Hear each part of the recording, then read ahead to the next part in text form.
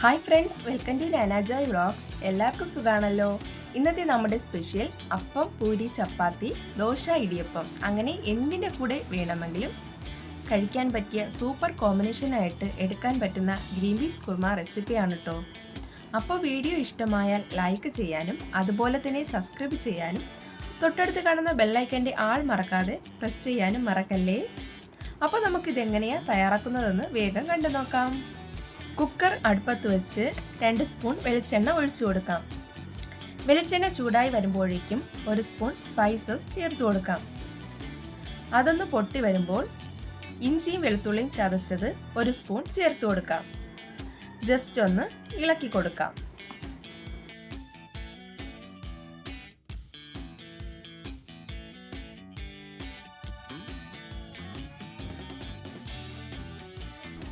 ഒരു സവാള കനം കുറച്ച് അരിഞ്ഞത് ചേർത്ത് കൊടുക്കാം.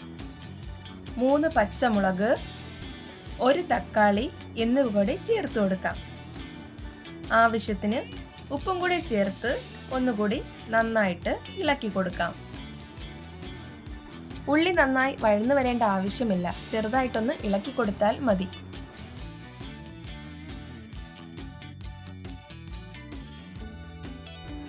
അടുത്തതായി കുറുമയ്ക്ക് ആവശ്യമായി നേരത്തെ ചെറുതായി കട്ട് ചെയ്ത് വച്ചിരിക്കുന്ന 2 ക്യാരറ്റ്, 2 ഉരുളക്കിഴങ്ങ്, തലേ ദിവസം വെള്ളത്തിൽ കുതിരാനായി ഇട്ട് വച്ചിരുന്ന 250 ഗ്രാം ഗ്രീൻ പീസ് കടല എല്ലാം കൂടെ നന്നായിട്ട് ഇളക്കി യോജിപ്പിക്കാം.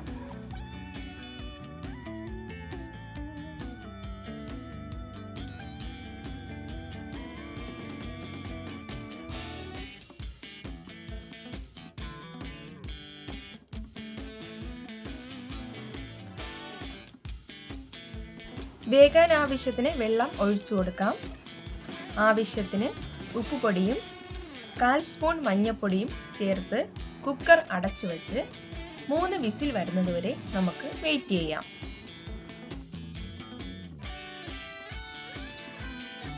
അടുത്തതായി ഇതിനു വേണ്ട അരപ്പ് തയ്യാറാക്കിയെടുക്കാം.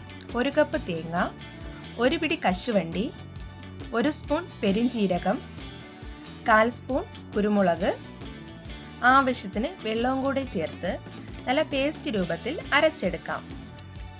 നന്നായി അരച്ചെടുത്തതിന് ശേഷം ഒരു പാത്രം അടുപ്പത്ത് വയ്ക്കാം. പാത്രം ചൂടായി വരുമ്പോഴേക്കും 2 സ്പൂൺ വെളിച്ചെണ്ണ ചേർത്ത് കൊടുക്കാം. വെളിച്ചെണ്ണ ചൂടായി വരുമ്പോൾ കടുക് ചേർത്ത് കൊടുക്കാം.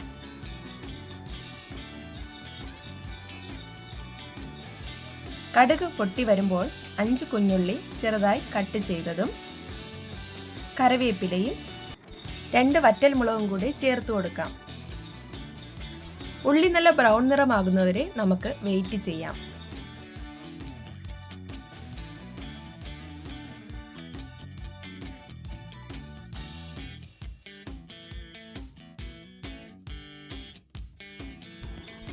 ഈ സമയം നേരത്തെ വേകാനായി വച്ചിരിക്കുന്ന ഗ്രീൻ പീസും ബാക്കി കഷ്ണങ്ങളും നമുക്ക് ഇതിലേക്ക് ചേർത്ത് കൊടുക്കാം. അരച്ചെടുത്ത അരപ്പും ഈ സമയം ചേർക്കാം. നന്നായിട്ടൊന്ന് മിക്സ് ചെയ്ത് കൊടുക്കാം.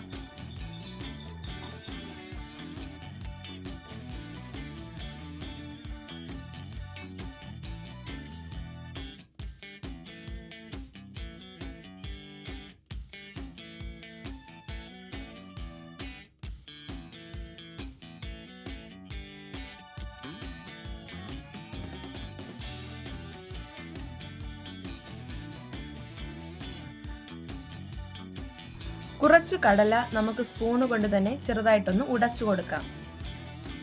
ഇങ്ങനെ ചെയ്യുമ്പോൾ കുറുമ നല്ല തിക്ക് ഗ്രേവിയോട് കൂടെ കിട്ടാൻ സഹായിക്കും.